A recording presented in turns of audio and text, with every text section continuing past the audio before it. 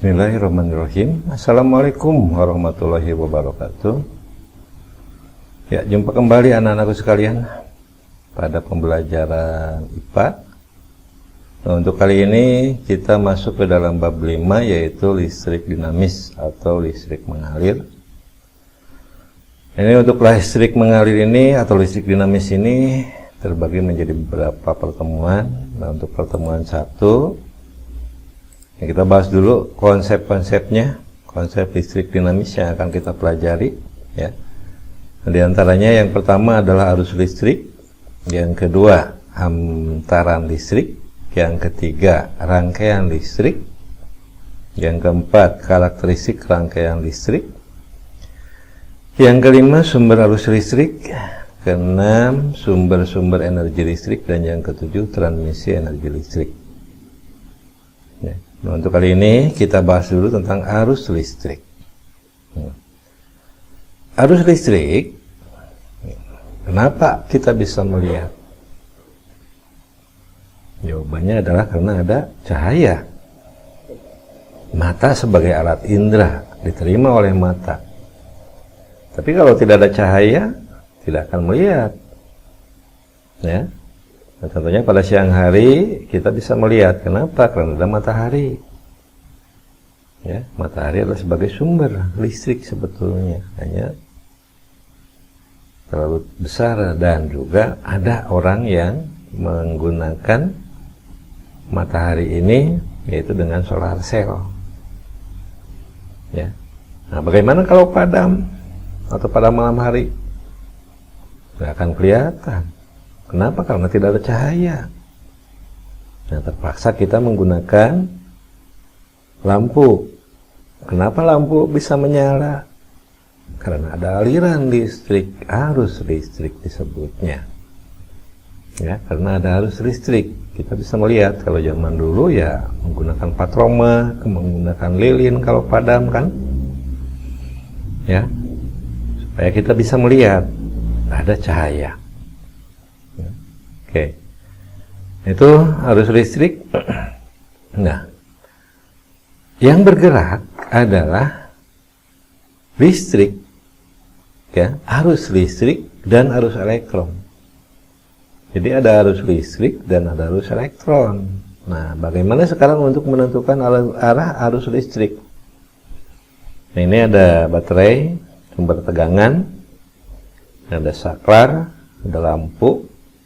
Ini kalau kita gambarkan atau kalau kita klik, nah dia akan nyala.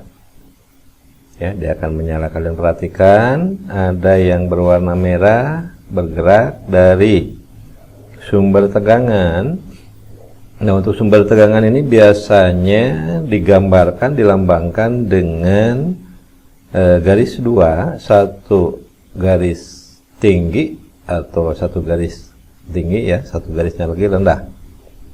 Ini artinya yang tinggi plus, yang rendah negatif. Nah, kalau kalian perhatikan, arah arus listrik itu bergerak dari plus menuju lampu, ya, menuju LED. Untuk arah elektron bergerak dari negatif ke LED. Nah, dia kembali lagi, yang merah melalui plus, yang negatif melalui yang elektron menggunakan elektron warnanya biru dari yang negatif. Nah, jadi kesimpulannya adalah arus listrik adalah aliran muatan positif dari potensial tinggi ke potensial rendah, sementara arus elektron adalah aliran elektron dari potensial rendah ke potensial yang tinggi. Nah, itu arus listrik. Menentukan syarat arus listrik itu dapat mengalir pada suatu rangkaian. Kalian perhatikan rangkaian terbuka. Mengapa lampunya mati? Rangkaian tertutup. Nah, mengapa lampunya nyala? Ya, mengapa lampunya nyala? Nah, oke. Nah, ini artinya dalam rangkaian apa nih arus listrik dapat mengalir? Jawabannya adalah pada rangkaian yang tertutup, ya, rangkaian yang tertutup atau kontak, ya, rangkaian yang kontak. Arus listrik itu identik dengan arus air. Contoh, kita memiliki dua gelas. Gelas A tingginya berbeda dengan gelas B. Disambungkan dengan konduktor sehingga ketinggian A lebih tinggi daripada ketinggian B. Ya, dihubungkan dengan konduktor ataupun dengan keran. Nah, lama-kelamaan apa yang terjadi jika kerannya kita buka? Air mengalir dari A menuju B. Lambat laun maka akan sama sehingga ketinggian A sama dengan ketinggian B. Artinya energi potensial di A sama dengan energi potensial di B. Maka potensialnya sama sekarang. Aliran muatan listrik positif berasal dari tempat yang potensialnya tinggi mengandung muatan listrik positif lebih banyak, menuju tempat yang potensialnya lebih rendah mengandung muatan listrik positif lebih sedikit.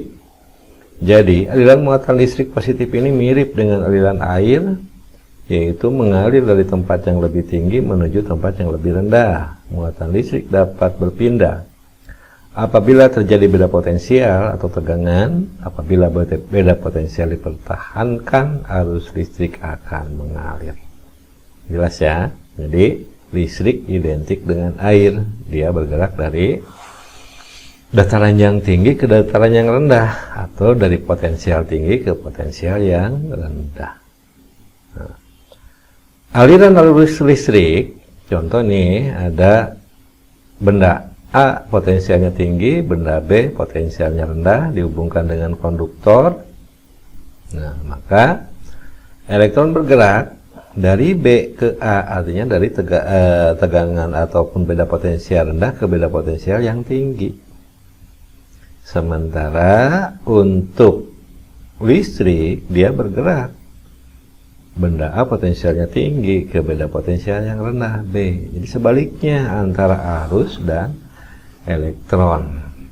Nah, bagaimana sekarang ketika benda A dan B memiliki jumlah dan jenis muatan yang sama, maka kedua benda dapat dikatakan telah memiliki potensial yang bagaimana kalau kedua-duanya sama? Nah, ya, jadi jawabannya adalah beda potensialnya akan seimbang, akan sama, balance. Arus listrik dapat mengalir jika ada beda potensial. Kalau sudah potensialnya ini sama, dia tidak akan mengalir. Contohnya batu baterai. Kalau kita gunakan lama-kelamaan akan habis. Nah, itu bukan habis, artinya beda potensialnya sekarang sudah sama. Nah, umpan balik, dua syarat agar arus listrik dapat mengalir adalah satu, adanya beda potensial. Yang keduanya harus ada konduktor ataupun ada perantara sehingga aliran listrik akan sama. Kuat arus listrik. Nah, sekarang kita masuk ke kuat arus listrik. Nah, ini diibaratkan kita punya batu baterai, dia sambungkan dengan lampu, maka dia akan menyala. Ini termasuk ke dalam rangkaian tertutup, ya, rangkaian tertutup. Oke, yuk kita coba ya. Nah, kita hitung. Ya, ini berada di 0. Lalu kita hitung nanti berapa aliran listrik yang mengalir dengan mengklik yang merah. Oke, nah, 1, 2, 3, 4, oke, 5. Nah, kuat arus listrik adalah banyaknya muatan yang mengalir pada penghantar tiap detik dengan menggunakan rumus I sama dengan Q per T. I kuat arus listrik dalam ampere, Q muatan dalam kolom, dan T waktu dalam sekon. Nah, ini rumus ya, I sama dengan Q per T, yaitu kuat arus listrik perbandingan antara muatan dengan waktu yang diperlukan dalam sekon, di mana 1 ampere sama dengan 1 coulomb per sekon. 1 ampere didefinisikan sebagai muatan listrik sebesar 1 coulomb yang mengalir dalam penghantar selama 1 sekon. Contoh, ya. Oke, contoh. Sebuah akumulator pada kutub-kutubnya dihubungkan pada terminal lampu jika kuat arus yang mengalir pada lampu 0,5 ampere dan lampu dinyalakan selama 2 menit, berapakah muatan listrik yang telah melewati lampu? Oke, untuk menjawab kita mulai dengan diketahui. Ya, apa yang diketahui? Nah, diantaranya 0,5 ampere adalah untuk I, kuat arus listrik. 2 menit untuk T. Nah, 1 menit berapa sekon? Berhubung 2 menit, kita kalikan 60, 120 sekon. Apa yang ditanyakan? Q-nya. Berapa muatan listrik? Q sama dengan I kali T. Kita tinggal menghitung, masukkan I-nya 0,5, T-nya 120 sekon, maka jawabannya adalah 60 coulomb. Jadi muatan listrik yang melewati lampu adalah 60 coulomb. Ini poin-poinnya dinilai ya kalau kalian mengerjakan soal. Pengukuran kuat arus listrik yaitu namanya adalah ampere meter. Ini dipasangnya secara seri atau tidak bercabang. Dari tegangan, sumber tegangan masuk ke saklar, masuk ke ampere meter keluar, masuk ke lampu atau alat yang yang diperiksa, masuk lagi ke baterai-baterai, yaitu bagian yang negatifnya. Itu pengukuran kuat arus listrik. Alatnya ampere meternya, beda potensial listrik sekarang. Nah, contoh benda A potensial tinggi, benda B potensial rendah, disambungkan dengan konduktor. Nah, ini kita ketahui elektron bergerak dari B ke A, dan untuk listrik bergerak dari A ke B. Dari C ke D, ya, dari C ke D. Nah, potensialnya dari C rendah, D-nya potensialnya tinggi. Ya. Nah, ini juga sama, ya, arus listrik mengalir dari D ke C. Nah, definisi beda potensial listrik, energi yang diperlukan untuk memindahkan muatan listrik setiap satuan muatan. P sama dengan W per Q. P beda potensial atau tegangan, sama ya, satuannya volt. W untuk energi, satuannya joule, dan Q muatan dalam coulomb. 1 volt sama dengan 1 joule per coulomb. Ya, didefinisikan untuk memindahkan muatan listrik sebesar 1 coulomb memerlukan energi sebesar 1 joule. Nah, contoh, sebuah baterai memiliki beda potensial atau tegangan 1,5 volt. Jika baterai digunakan untuk menyalakan lampu, maka sejumlah 50 coulomb muatan listrik yang melewati lampu. Berapakah besar energi yang dikeluarkan baterai? Jawabannya adalah, kita mulai dengan diketahui. P-nya 1,5 volt, lalu di sini sejumlah 50 coulomb. Untuk Q 50 coulomb, yang ditanyakan adalah W. Maka jawabannya W sama dengan P kali Q. Kita masukkan nilai-nilainya, angka-angkanya. Maka hasilnya adalah 75 joule. Jadi energi yang dikeluarkan 75 joule. Oke. Nah, alatnya adalah untuk mengukur beda potensial, namanya voltmeter. Ya, beda potensial, voltmeter atau tegangan. Nah, pemasangannya yaitu secara paralel. Ya, jadi benda yang akan diukur itu langsung masuk ke voltmeter. Langsung ke voltmeter. Itu untuk pengukuran beda potensial. Oke, hantaran listrik. Bapak punya kayu, di saklarnya di kontakan, nyala enggak? Jawabannya tidak akan menyala. Nah, maka kayu sebagai isolator. plastik sebagai isolator. Lalu aluminium ternyata menyala. Ya, menyala, maka aluminium adalah merupakan konduktor. Besi menyala. Nah, besi termasuk konduktor. Tembaga menyala juga, bagus. Tembaga juga sebagai konduktor. Nah, kalian menemukan isolator dan konduktor. Nah, itu sebagai penghantarnya, ya, sebagai penghantarnya. Benda-benda yang dapat mengantarkan listrik disebut konduktor listrik. Benda-benda yang tidak dapat mengantarkan listrik disebut dengan isolator listrik. Perak, tembaga, aluminium, karbon, dan besi termasuk konduktor. Sementara karet, plastik, kain wol, kayu, udara termasuk isolator. Silikon, germanium, dan arsen dapat bersifat sebagai konduktor maupun isolator bergantung pada suhunya. Benda-benda tersebut disebut semikonduktor, sehingga kita menemukan transistor. Ya, ada transistor, ada kapasitor. Itu merupakan benda-benda yang bisa digunakan untuk menghantar listrik, juga tidak bisa menghantar listrik, tergantung pada suhu. Nah, hambatan dalam suatu penghantar dapat diukur dengan nama alatnya ohmmeter. Nama alatnya ohmmeter. Nah, benda-bendanya ini, ya, ini jarang kita temukan. Kalau kalian mempelajari tentang elektronika, ini sering ya merupakan materi awal. Kalian harus bisa menghitung, ya, menghitung artinya membaca, ya, warna-warna ini ada warna-warnanya dibaca, ya, dibaca. Setiap warna memiliki angka masing-masing. Oke, tujuannya kita menyelidiki faktor yang mempengaruhi besar hambatan atau tahanan. Ya, yang pertama kita lihat di sini, yang A dan yang B, apa yang beda?